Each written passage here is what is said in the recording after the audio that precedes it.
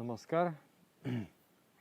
We are discussing biopsychology of yoga, the topic of chakras, and today is Anahata chakra. Anahata chakra is number 4. It is located in the middle of the body. If you draw the line through the nipples and then another line in the middle of the body like that, and then the crossing point will be the exact location of the Anahata chakra. So there are 3 chakras below and 3 chakras above. Those below, they constitute the stage of animality, and chakras above, they are divinity, they are spirituality. So Anahata chakra is that crossing point, that silver lining, that tangential point between animality and divinity. And that is what? That is the stage of humanity. In Anahata chakra, we will have to take the decision to choose the path. Here, the mind becomes sentient.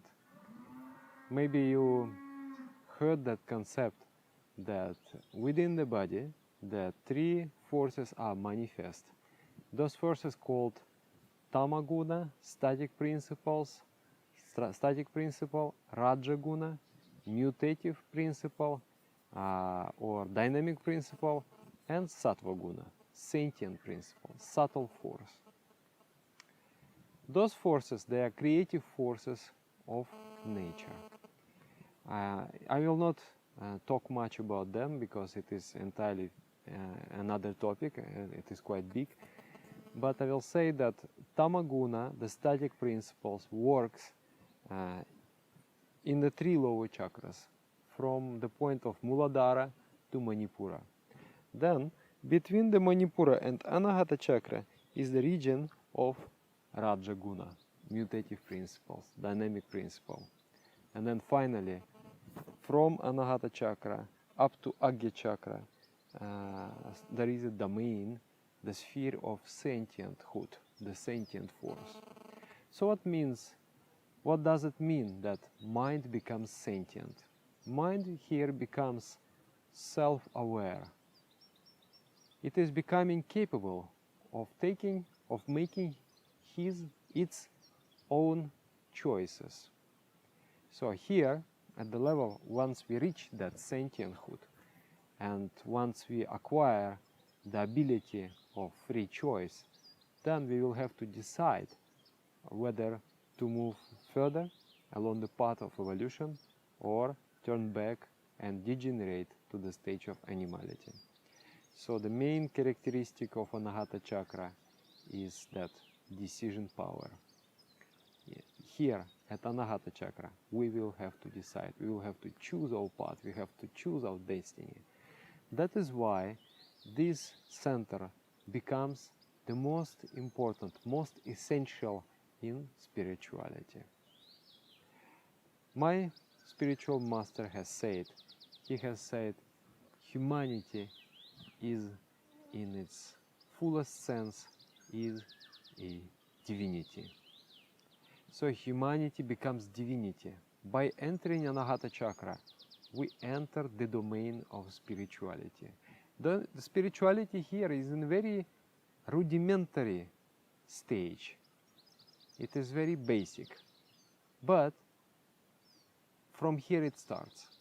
And the vrittis of Anahata chakra, like in the Manipura chakra and Svadhisthana chakra and Muladhara chakra, we can say that those expressions, mental expressions, they are primitive, and most of the time they act also as a negative forces in our lives. The chakras above, Vishuddha and Agya chakra, they contain the very superhuman, the very advanced expressions of the mind, and they are positive forces. But here at the Anahata chakra, vrittis, they are undecided whether to be positive or be negative. If the mind is goaded towards spirituality, the expressions of Anahata chakra, they become like a golden expressions of the mind, most valuable human treasures.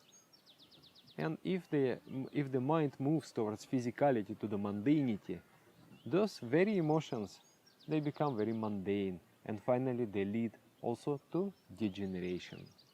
So here Anahata chakra will have to decide whether to move along the path of spirituality or the path of mundanity. And that is the most crucial choice in our life.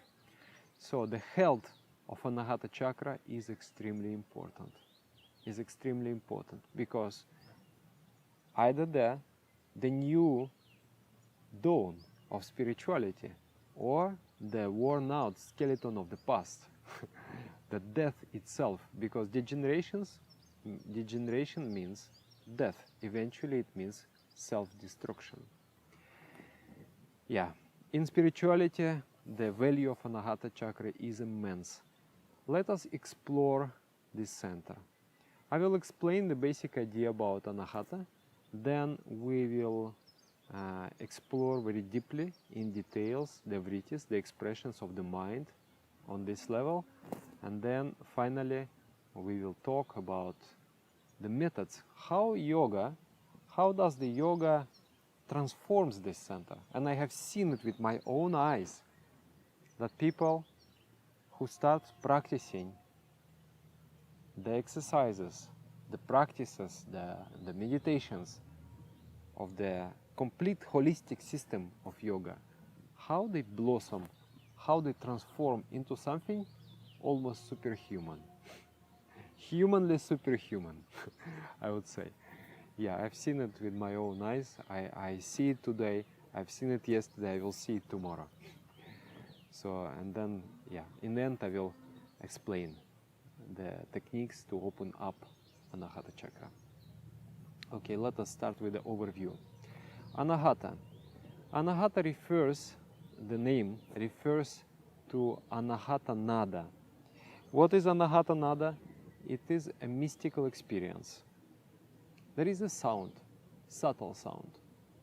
It is believed in yoga philosophy that this universe is the production of sound, is the result of sound. It is made of light and sound. It is made of waves. The original wave is the sonic one, is the wave of the sound. And then when that wave gets crudified, slowly it transforms into the crude expressions. But the root, the source is the sound. That's why in Christianity it is said, first was the sound. So that sound, actually, the primordial sound, can be heard. That primordial sound is Omkara, Om sound. But the initial expression you can hear at the Anahata chakra in the form of sweet sound of the flute. When the mind becomes very calm and peaceful and introvert, when it goes inside, then that sound starts to manifest itself. And then when the mystic hears that sound, he becomes intoxicated and he becomes attracted towards the state of ecstasy. Anyway, let us not become too mystical yet. There are many things yet to discuss. But Anahata refers to that kind of sound. And then also, not only in India, not only in yoga culture, but also in other traditions such as Sufism, they give great importance to the sound. And they also describe that experience of Anahata chakra, the sound experience, Anahata Nada.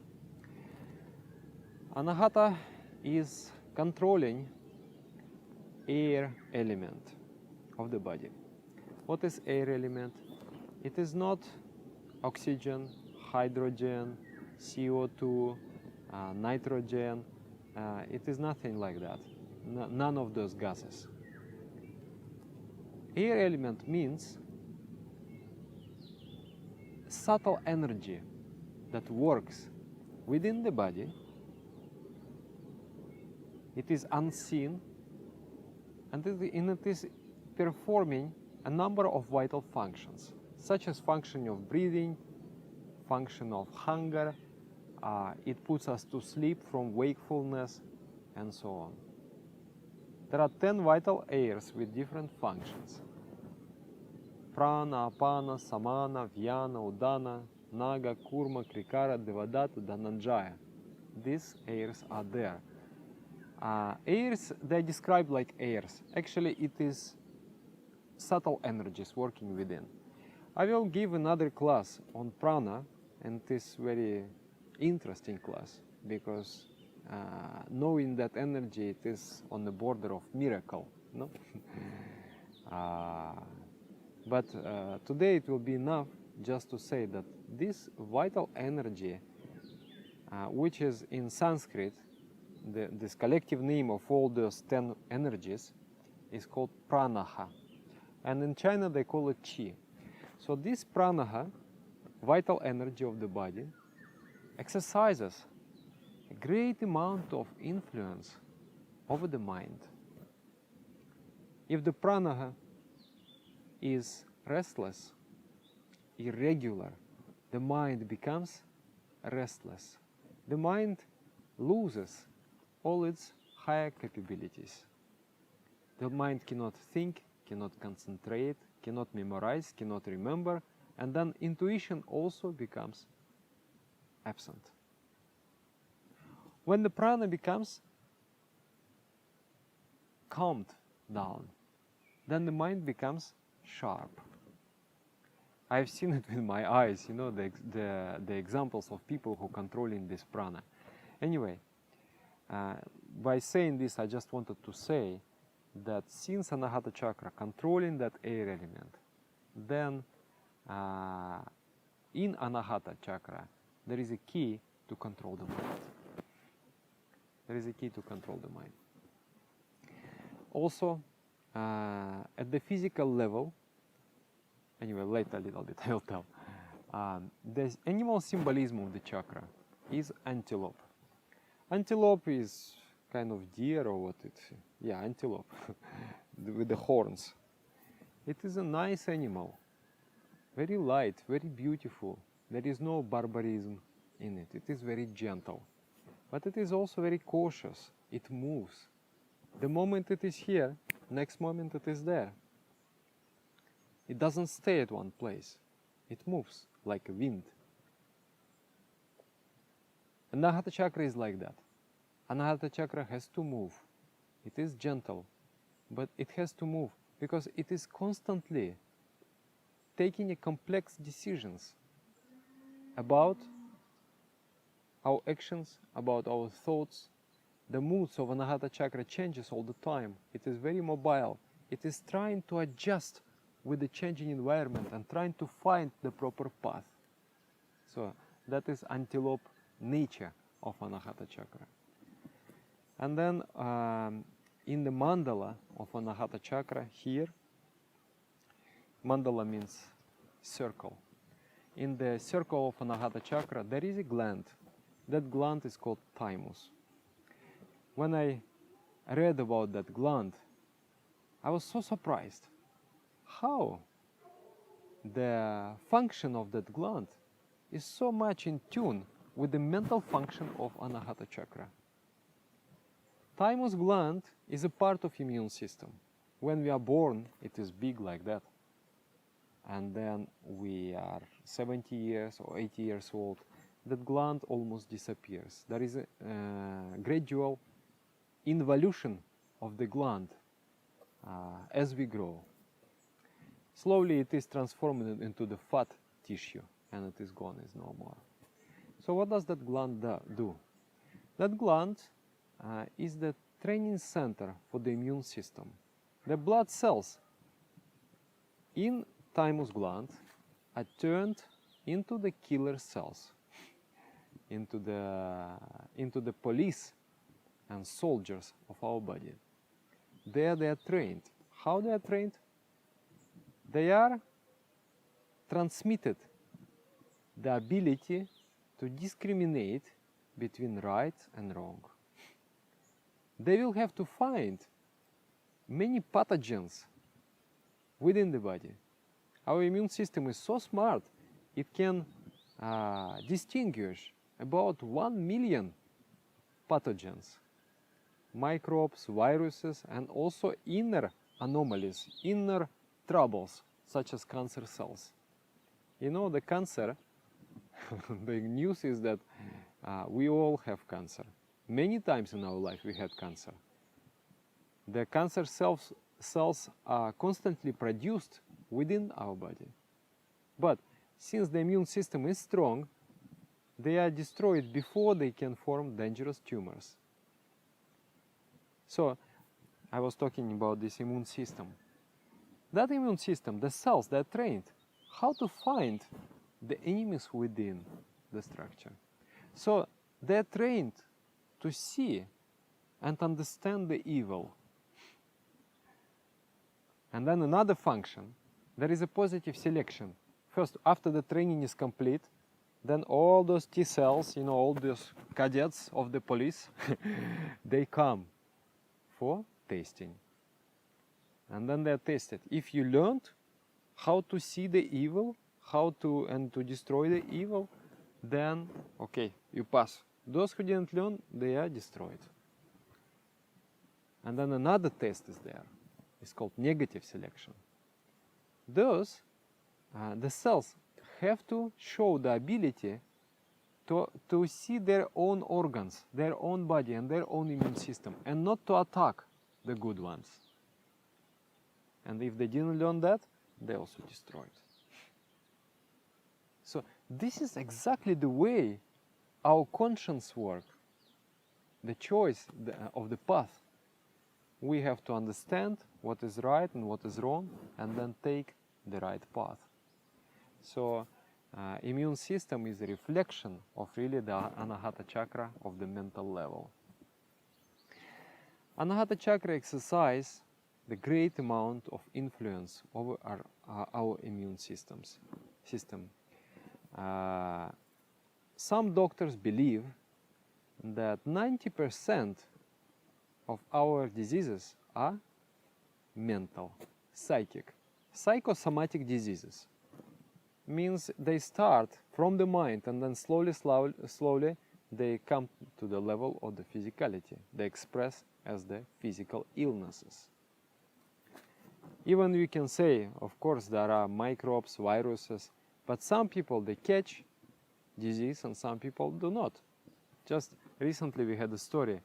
We had a program, 140 people have come for 1 week in our retreat center, and we did, you know, intense spiritual practices. It was in the winter, so we all were in a very, you know, small space, and we could not expand because we have not yet built enough houses.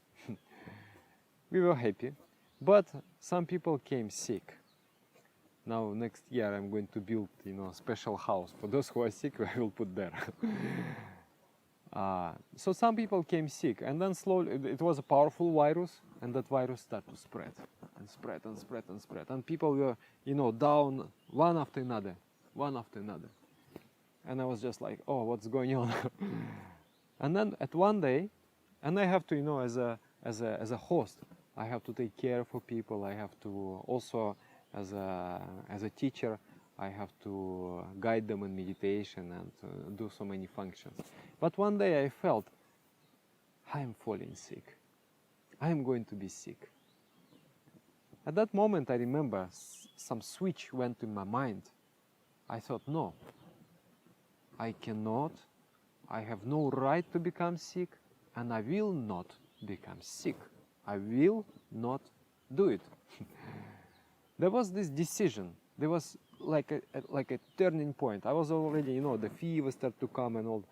And then there was a turning point in my mind. No, I'm not going to be sick. And then within 15 minutes, all the symptoms are gone. And I didn't get sick, nor during the program, nor after the program, because of inner decision. But the pathogen was there. But also Anahata chakra was strong enough to fight that pathogen. I will tell you a few stories more. There was this, it is a famous story, you can find it, you can Google it out. There was this patient called Mr. Wright. WRIGHT. So he was a patient of lymphosarcoma, means the cancer of lymphatic nodes. His groins, abdomen, neck, everything was affected. His tumors were the size of oranges, everywhere in the body. And due to those tumors in the lungs, a milkish substance was produced. And 2/4 of this milkish substance had to be sucked out of the lungs, otherwise he would not be able to breathe. So without maintenance, he would not survive a day. His doctor didn't believe he will last more than 1 week. But one day, hospital has received new experimental medicine, which was supposed to be a miraculous cure for that lymphatic glands cancer. Doctors didn't want to spend that expensive medicine on a hopeless patient because that medicine to work, it needed 3 months of administration. But he was going to have only 1 week, so why bother? But he heard that new medicine is there, and he started to beg. He said, please, please, please, give me that medicine. I just know it will help me. I just know it will cure me. So doctor thought, okay, out of compassion, he has administered 1 dose of the medicine, and they went to the holiday. He thought that when he will come back on Monday, the Mr. Right will not be there. But when he came back on Monday, Mr. Right was not in bed. He was walking the corridors, joking with the nurses, drinking Coca-Cola. His tumors shrunk twice in size. In next 10 days, they disappeared. Doctor has described they melted like snowballs on the hot stove. He came out of hospital, very happy, prizing this medicine. And he was living like that 2 months, taking the medicine. Then, after 2 months, one article came out that this Crebiozen is probably useless medicine. He read it, his faith was shaken a bit, and again tumors start to reappear. When he saw his doctor decided to become tricky for the benefit of the patient. He said, you know, last time you took adulterated and spoiled kind of Crebiozen. Now I have a new shipment of the very, very potent extra pure Crebiozen. I'm going to give you, most definitely is going to cure you. So he was again convinced, and the doctor gave him a pure water, no medicine. For another 2 months he was healthy. But then the Crebiozen was sent to 10 hospitals, you know, to verify its efficiency. And all those hospitals, they came up with the articles, and they were blaming that this Crebiozen is completely useless medicine, has no therapeutic value whatsoever. So when he read those articles, he lost faith in his treatment, and then tumors reappeared again, and then within 2 days, they were more than ever before, and then he died. So you see, that is the power of the mind over the body. We normally think, we take our health as an objective thing, as a product of the physical co-workings of many factors. But we should also know that the mind has a great effect of the body. the functions are quite miraculous. We have still not yet understood, we have still not yet studied enough to understand why it is like that. But it is like that. Another story is about a person. He was having, multiple personality disorder. So he had two personalities, switching, time to time. Sometimes he's like that, sometimes he's like that. So one personality was diabetic. When he wakes up and he realizes, oh, where am I? How did I come here? And that personality is a diabetic. And he would suffer. He would suffer the disease of diabetic. And all the tests, they would show the high blood sugar and so on and so on. It was, all the tests would show that he is most definitely a diabetic person. But the moment he would switch back to his healthy personality, not diabetic personality, all the blood sugar, all the parameters, they would normalize. For me, it is quite incredible. So the mind curves the body. Mind makes the body. So we should attempt to know the mind and to change the mind. Emotions are extremely important. Like also I started to talk about health, physical health. It is proven, it is established fact that people who use the support groups, like patients of cancer, alcoholics, they use the support group. They have much higher chance of survival and cure in comparison with those who do not join any support group. So it speaks something about our how we are, and the influence of the mind, because this is due to the mind. Okay. And Anahata, on the mental level, it contains 12 propensities. They are half negative, half positive, and those propensities, if they are connected with spirituality, they become positive, and if they are moving towards physicality, towards lower chakras, means what is connected with spirituality. If the propensities of the mind, they are tuned into the higher centers, they are getting inspiration, they are getting momentum from the higher centers, from the higher energy, from the higher understanding, then they become good. And then if they are getting momentum from the lower energies, lower vrittis, lower chakras, they become negative. They create hell in our lives. Have you ever experienced pain in the heart? Mental pain in the heart? Heartbroken, you say. Heartbroken. Is it nice? No, it's not nice at all. So they can be half, they can be positive, they can be negative.